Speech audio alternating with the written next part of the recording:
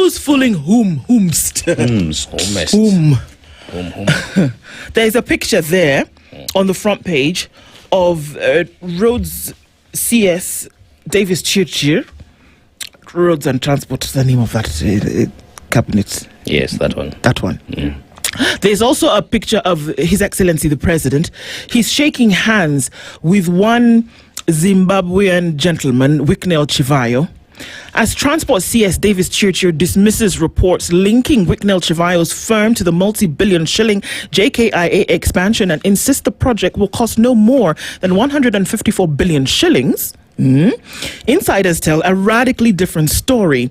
Sources say the airport overhaul has merely been split into phases that could push the final bill beyond 310 billion, raising questions about transparency, procurement and financing. If no contractor has been selected, why are detailed figures and consortium names out? And if the project is only worth 154 billion, why are insiders talking about a second phase, almost as costly as the first one? To end the back and forth, all the government needs to do is to do what? Make the contract public. This is what the LSK is demanding. Yeah. Make it public, then there will be no speculation. Nature, she abhors a vacuum. So we don't want to fill it with anything that is untrue. So make it public so that we can put the thing to bed. Is it actually 154? Is it more? Make it public. Yep. The president has his way as MPs passed the tax bill. What began as a promise to ease the tax burden ended in a bruising political battle as 122 MPs voted yes to pass the Finance Bill 2026, and the accusations of manipulation, executive interference, and a rushed legislative process. While the government celebrated tax reliefs on key sectors and deletion of some unpopular proposals, opposition MPs dismissed the changes as cosmetic, accusing the Treasury of repackaging punitive measures. You know where the secret is? In my humblest of opinions, it's in the numbers. So if you're here talking and saying we cannot, we must, we protect the people, and then you don't show up. Where are you? Exactly. I mean, it's the no-brainer. As in, you actually do not need a brain to figure it out. You don't need one. That's what a no-brainer is. If you ask me, members of parliament who were in the House prosecuting the matter, I don't have a problem with them. I have a problem with those who are not in there and will come later to tell us, you know, to object. No, you should have objected on the floor and voted against it. That was not the day to go see your chiropractor at 8:30 p.m. No, please. You look at the people who voted. It's only, 122? 122. So even if you are to go by the number of elected MPs, which is 290, 122 is not half. So if they had showed up the way we are saying, the bill would not have passed. Thank you. Those who were not present yesterday, if your member was not present yesterday, if they did not report for the work you have hired them to do, they passed this bill. Yes. They are as guilty as the person who voted yes. For. 100%. True. They are. Yep. This is how serious you're going to have to take things. And to the point that we are saying, you know what? It actually doesn't matter whether they voted yes or no. Do you understand what I'm saying? That they were not present to represent you. They were not present. Yes. So, do you know who your MP is? In fact, Auntie producer, we should do a session where know your MP. Do you know who your MP is? That you can bring this thing to the door and say, if you were not there, then why should you were not there yesterday alone is enough for us to tell that you will not come back in 2027. Yes. I think I'll make a proposal to the editors as well to just list the number of MPs who were there, how they voted, those who are not there. Then Wananchi can. That's a good idea, actually. Indeed. We can get that information. They have absconded for duty. Our employees did not show up for work. So today we have a finance bill that otherwise would not be having, courtesy of them not showing up yesterday. Yes. Actually, those who are not there voted for it. Yes, they did. It's just like if something is happening and I have an opportunity to say something about it, but I keep silent, I've basically told you that I like that thing that has happened. Yeah. It does. Let's go back into the courts where it's been robust this week. Grandchildren cannot claim their grandparents' property according to the court. Okay. It's a no-brainer. That's another one. It's a no-brainer. I mean, first of all, inheritance is limited to the direct beneficiaries of the person who has passed on. Yes. Number two, inheritance should not be interpreted to be a source of wealth. Please work for your money.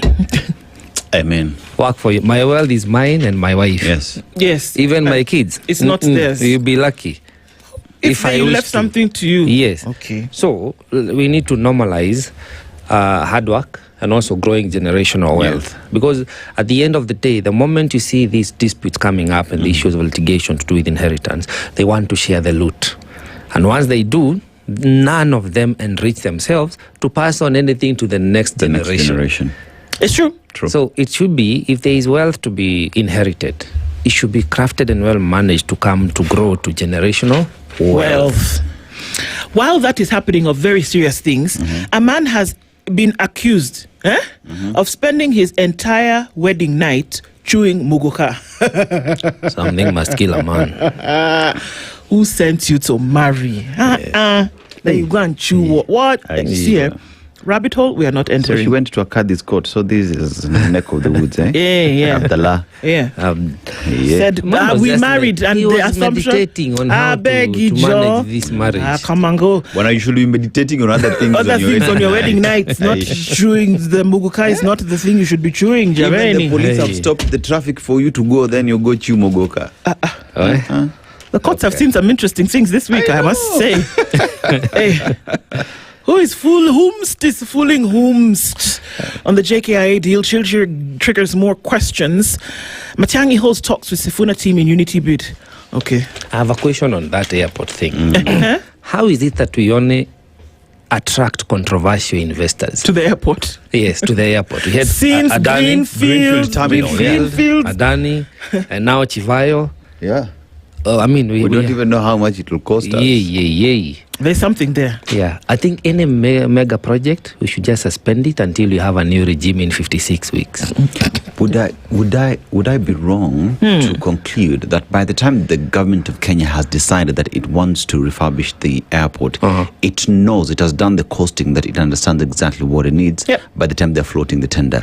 So that means the cabinet secretary is able to just give us their proposal. They could. And all this is silent. Yeah. Yes. Okay. That's what the LSK is saying as well. Yeah. Just tell us what your plans are, and you should make it public. But you forget, a commission was formed to audit your public debt. Have you seen a report? No, please. But you forget, the CS Treasury said, once upon landing this Bible, I'm going to audit the public debt and publish. Have you seen a report? No. But here he is with a budget. Yeah. So what would make you expect that the CS Treasury will come out and tell you, by the way, this is a blueprint of how we want our airport to look like. And from where we stand, this is the costing. We have Kenyans who are, not even, they don't have to be Kenyans, but they have investors who are willing to partner. True. Clean deals. They are. So please, I don't know where you are shopping for investors. Or they said if you want to do that airport, you need to have investments, have invested in the country around 100 billion Kenya shillings for you to qualify for that tender. So has Chivayo done that? Yeah. Has Adani done that? I don't know, but Chivayo's the next story in terms of a headline. A fraudster tycoon who rubs shoulders with presidents. Who's this Chivayo guy? You should know litigations he's facing back home. That's why they said fraudster tycoon. Right. Because who is he and where is he from? They see, in where I come from, if a man comes and says he wants to marry your daughter, then they tell them, thank you very much, welcome. They even feed you. They say, hey, very good, we've heard what you said. Come and be going, we'll talk to you later. When he goes, then they ask the girl, you want to marry this man? They say, yes, we want to marry. They go. Then they send an emissary to their town. They go and just a random guy just to be asking questions. NIS. Do you know the NIS? Do you know this guy in their family? Are they thieves? Are they mad? Do they run at night? That kind of thing. Yes. Has anybody gone to find out this man, whether there's madness in their village? But this guy. It's in public domain. It is here, well published. That is now the report of the emissary. Is in this story on page 6. You understand? So we are not wedding off our girl. No. JKA stays with us. No. Absolutely. I'd rather they will it not pick this continues flower. leak, Yes. but we still have it. Yeah.